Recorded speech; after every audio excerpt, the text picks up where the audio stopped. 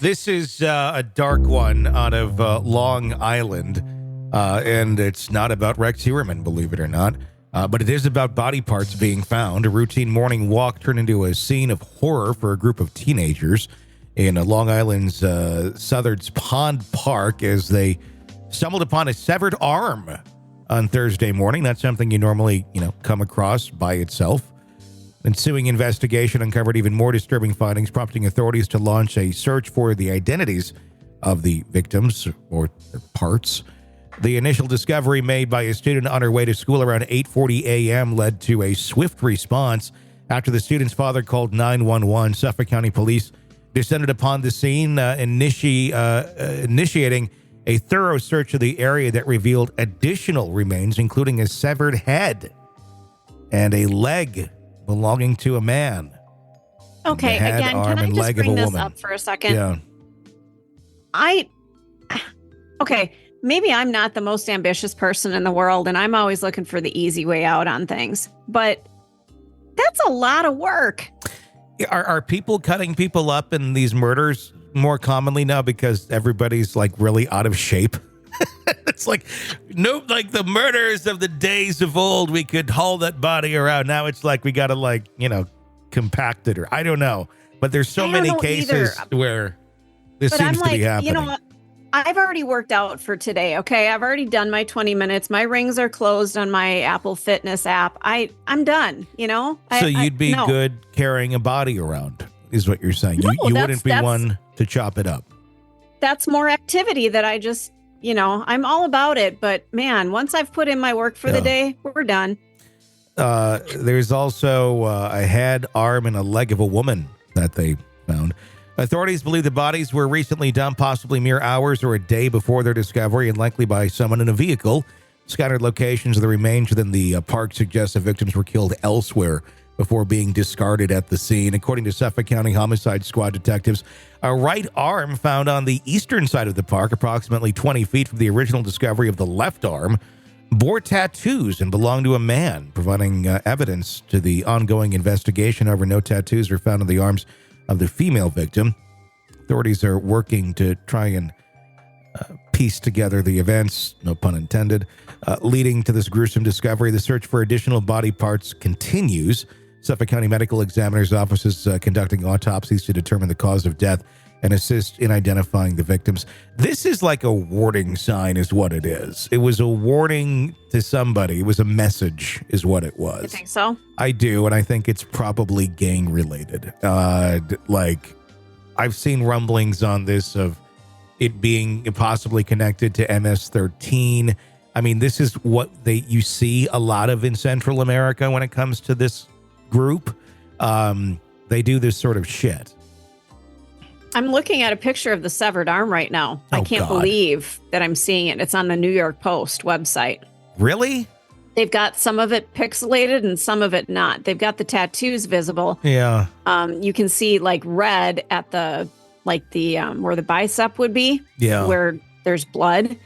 That just seems a little graphic to me. Like, did I need to see this? But maybe they're hoping somebody recognizes the tattoos.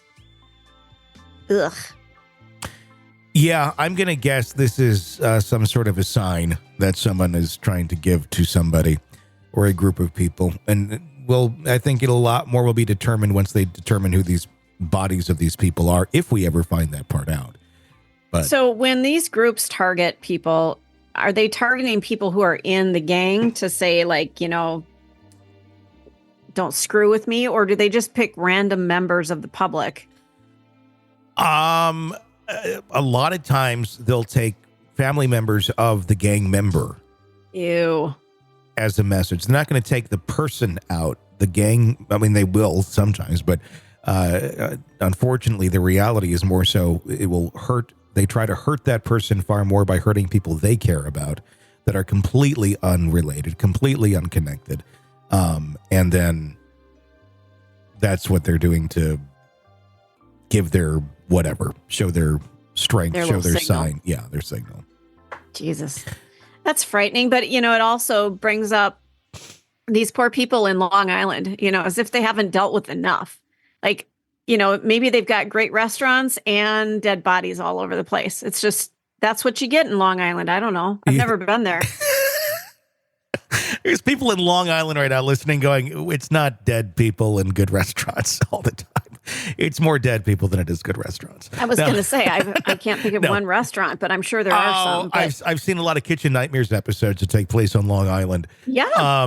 But you never find the bodies in those episodes. That's always the interesting part. Gordon's always walking on the beach quietly by himself with a knife in his hand. And you're like, oh, that's how it ends. It's, clearly this is not Rex Heuermann's work. Or the Long Island serial killer, but I do think it is a sign, and it is scary that because these sort of killings, these sort of ways of dumping bodies or disposing of bodies, again, very common in Central America and Mexico with this gang, but not so common in the U.S. At least it hasn't been. But they wanted somebody to see this. Otherwise, they would have put it somewhere else. I mean, this was a very, very well populated area. I mean, there were kids who found it. Yeah. This wasn't out in the woods and somebody stumbled upon it when they were hunting. This was like right off the path. Yeah. Right there. It's very likely part of it. So, and it's just, I don't know. It's scary to think that this is going to be, part of the new norm. But there's so many things that we have in our lives now that are part of the new norm that we never thought would be possible. But I fear that this is going to be another one of them. No. But yeah, so you got to watch out for the body parts when you go for a walk. And I can't imagine what those kids, that's going to take a little bit of therapy or a lot. It's one thing if it's happening like on October 30th and it's right before Halloween, you kind of go, oh, that's a great setup that neighbor has. And it's like, oh shit, it's real. Want to listen ad-free? Want advanced access to all of our interviews before anyone else? Become a True Crime Today Premium Plus subscriber on Apple Podcasts. You get every episode commercial-free. So you can binge on True Crime until you can binge no more. Search True Crime Today Premium Plus on Apple Podcasts now, or go to our podcast page and sign up now. More of the Hidden Killers podcast next.